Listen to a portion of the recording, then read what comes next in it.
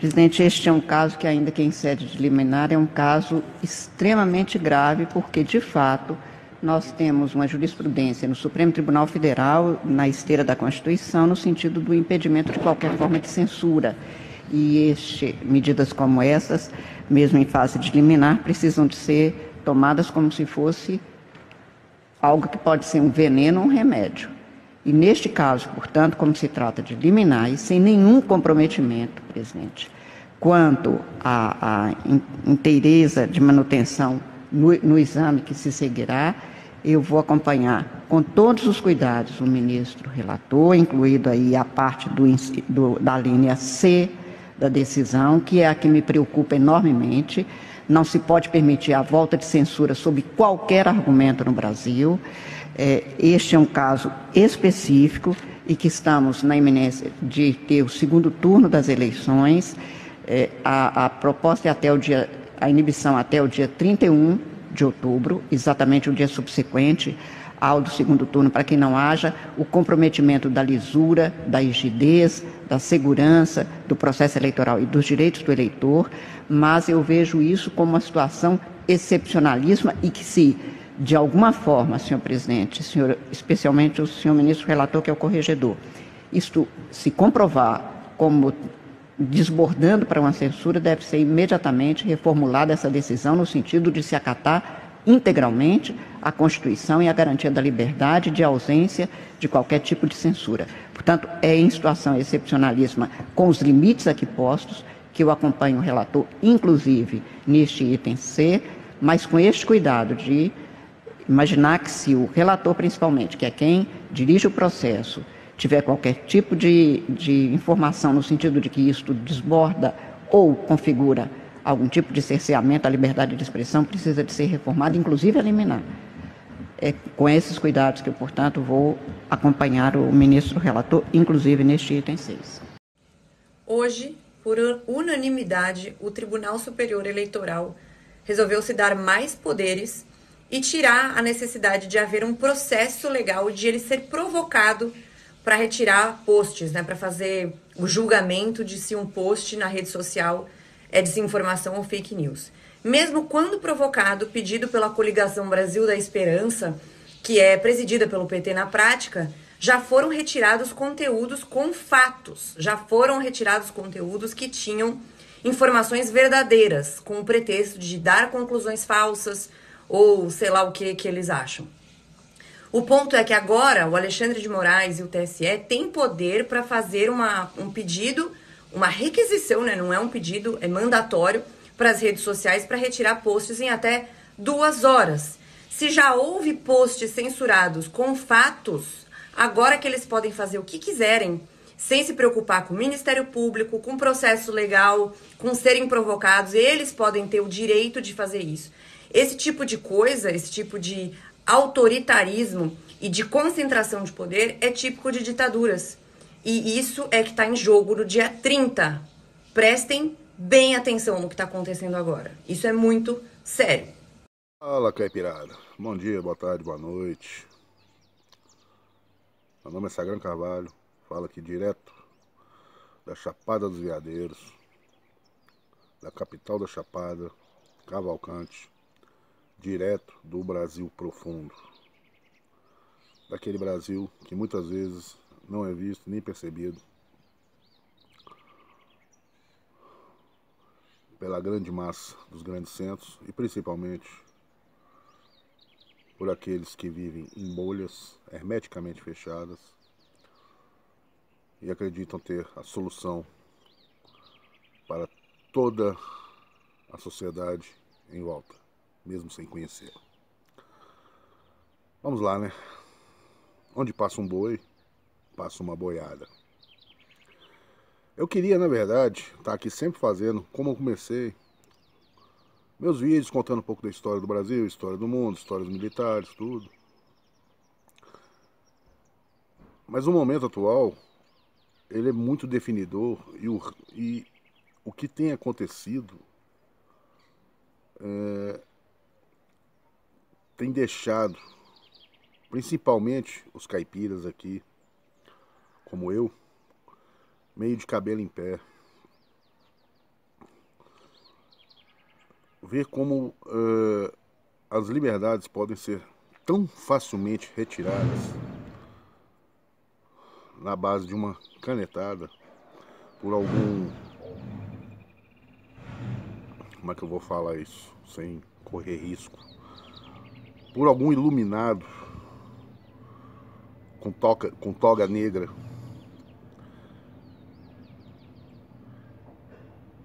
que tem em sua visão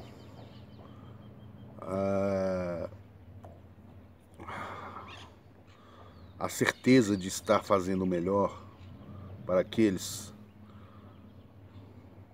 incautos afegãos médios que não têm capacidade de pensar por si.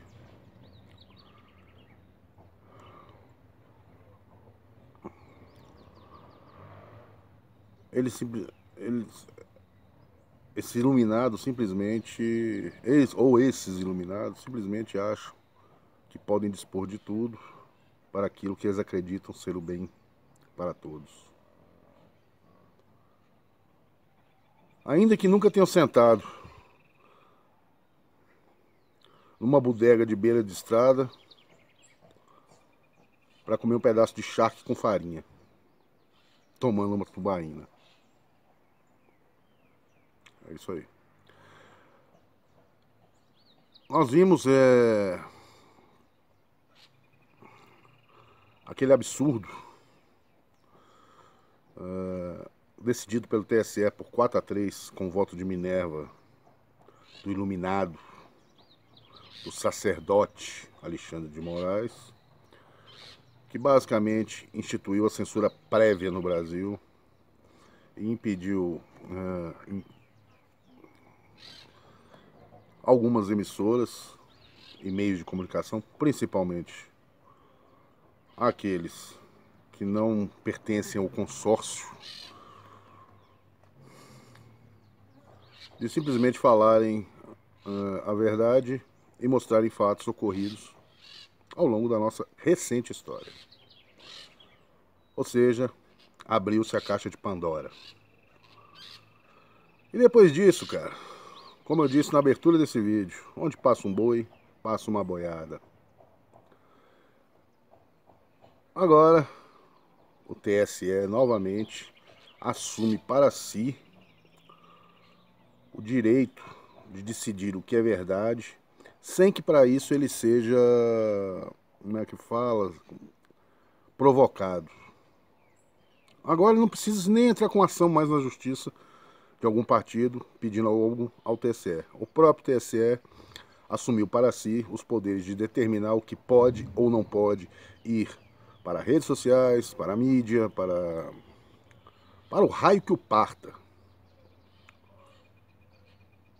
Se não for do agrado dele, ele manda retirar. E o azarado tem 2 horas para poder retirar isso sob pena de multa, sabe-se lá, hoje no Brasil qualquer coisa, até cerceamento de liberdade, eu acredito que seja possível. Não é possível que as pessoas ainda não tenham percebido o quão grave é a situação. Não é possível que as pessoas não consigam ver como o arbítrio vem sendo imposto de cima para baixo, na caneta, sem dar um tiro. E todos não, mas a grande maioria, incluindo imprensa, abaixam a cabeça, fingem que não é com eles e deixa tudo rolar. Simplesmente porque, na visão deles, está atingindo o outro lado. Será que é tão difícil perceber que hoje é o lado de cá, amanhã pode ser o lado de lá? E será? Não duvidem disso.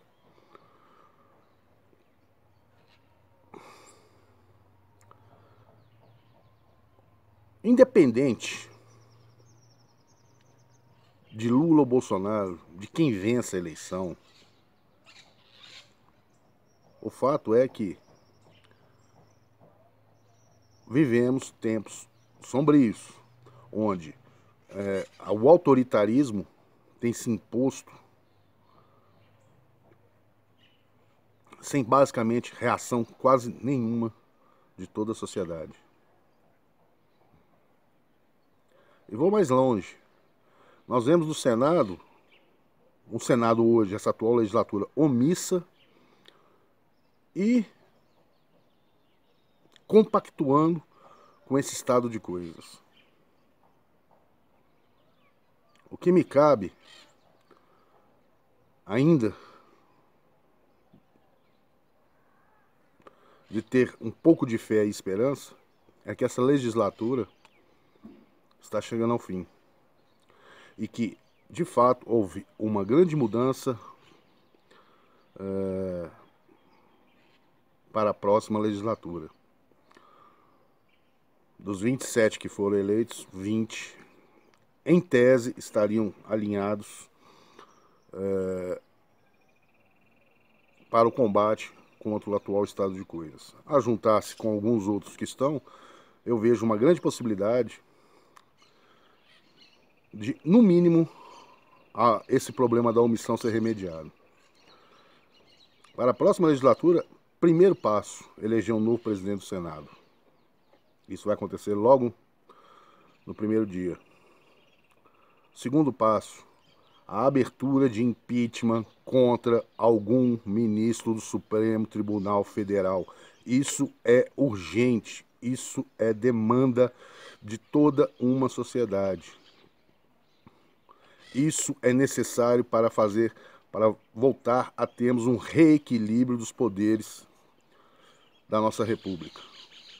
Do jeito que está, não dá mais. Não há equilíbrio. Há um poder ditando tudo para todos, sem ter recebido um único voto da população. E passo 3. Um ministro, no mínimo um. Poderiam ser até mais, mas vamos nos contentar ser realistas.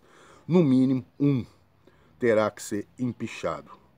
Terá que ser destituído por crime de responsabilidade da vaga de ministro do Supremo Tribunal Federal. E a bola da vez é o senhor Alexandre de Moraes. Mas lembre-se, tudo dentro da lei, tudo dentro das 4 linhas. Isso cabe à nova legislatura do Senado, ao novo presidente que vai assumir.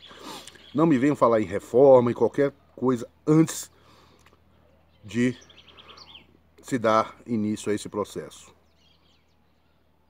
Há que se abrir um processo de impeachment e, se Deus quiser, há que se empichar ao menos um ministro do Supremo Tribunal Federal. Sem isso, a nossa República morreu, a nossa democracia feneceu e estaremos vivendo sob um estado de exceção, como vem ocorrendo nessas eleições. Sujas, manipuladas e altamente parciais em favor de alguém que foi tirado da cadeia para representar os interesses dessa oligarquia podre que vem tentando recuperar aquilo que perderam, ou parte daquilo que perderam desde 2018. É isso aí. Espero em breve estar voltando a falar de história. Ontem até publiquei um vídeo aqui sobre um livro do grande Paulo Francis, mostrando um Brasil dos anos 80 muito parecido com o Brasil atual. Sempre com os mesmos oligarcas definindo, decidindo tudo que a massa ignara tem que fazer e seguir. É isso aí, camaradas.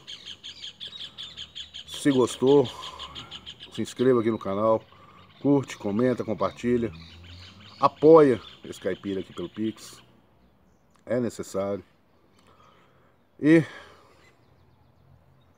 revoltado e triste com a situação, digo, fui, abraços.